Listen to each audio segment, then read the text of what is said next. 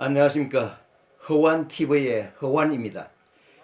어제는 화술과 인간관계에서 말씀을 드렸는데, 이어서 오늘은 왜 우리는 주변에서 화술 표현이 서툴다고 할까요?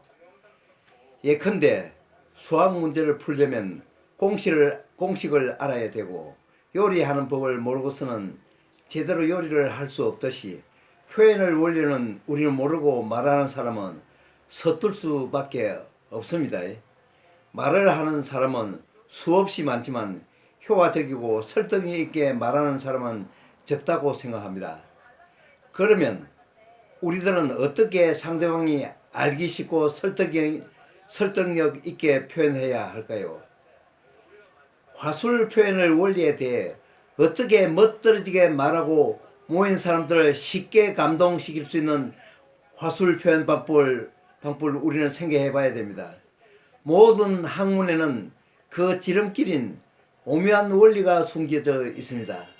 올바른 원리의 터득은 그만큼 시간과 노력을 단축시키고 목표 달성을 쉽게 만들죠.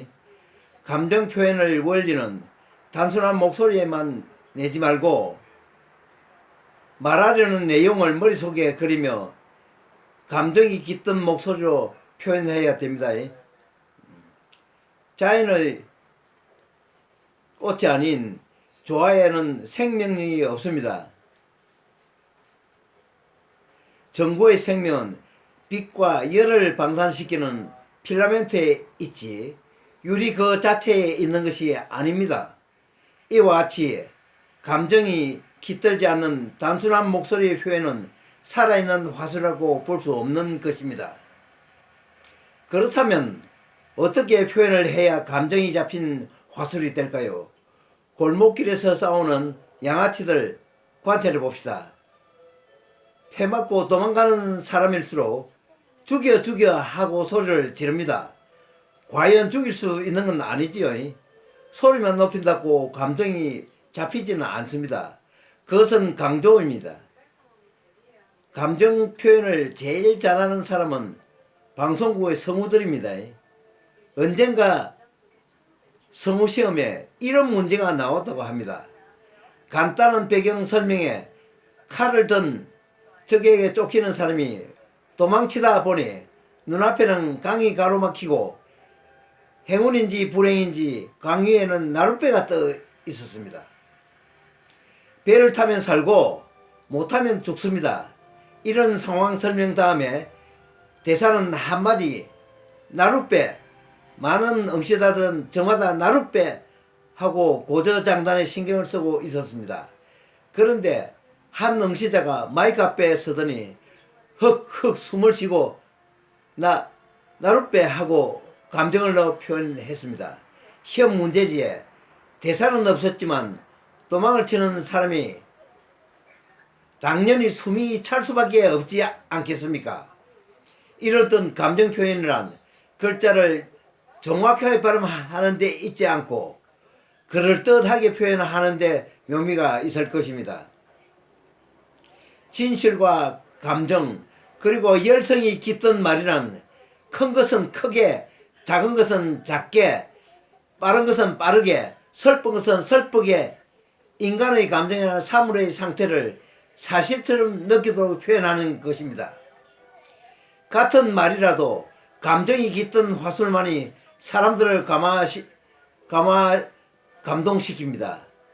예를 들면 근대화 사업의 일환으로 추진되었던 새마을 사업에서 지도자의 성공담이나 파독 광부들의 체험담을 많은 사람들의 감동을 주는 이유는 무엇일까요? 그들이 말할 때 자기가 땀 흘리고 일하던 모습을 먼저 떠올립니다. 그 떠오르는 모습을 말로 표현하게 되니까 감정이 깃든 실감나는 화술이 되는 것입니다. TV 탤런트가 명연기를 펼칠 때 먼저 자신의 배역의 인물이 된 것처럼 생각하고 말을 한답니다. 감정 표현이 내용 표현 못지않게 중요하다는 사실을 맹심할 일입니다. 소리의 원근에 있어 표현 논리는 적은 청중이 모이실 때나 가까운 곳은 목소리를 작게 많은 청중이나 먼 곳의 사람에게는 목소리가 크게 표현해야 됩니다. 이건 상식에 가깝죠. 그림에 있어서 원근법은 입체적인 표현이 시각적인 효과라고 한다며 화술에 있어서 목소리의 원근법은 청각적인 효과입니다. 그렇다면 음성 표현의 기준은 어디에 두는지요? 한마디로 연사로부터 가장 멀리 떨어져 있는 사람이 답답증을 느끼지 않고 들을 만한 크기의 음성입니다. 말하는 사람이 아니고 듣는 사람 중에서도 앞자리 사람이 아닌 가장 먼 곳에 앉아있는 사람이 기준이 됩니다. 동격 표현의 원리는 앞의 말보다 뒤의 말을 강조하되 의미상으로 부득이한 경우에는 타당성에 우선해야 됩니다. 동격 표현이란 무엇일까요?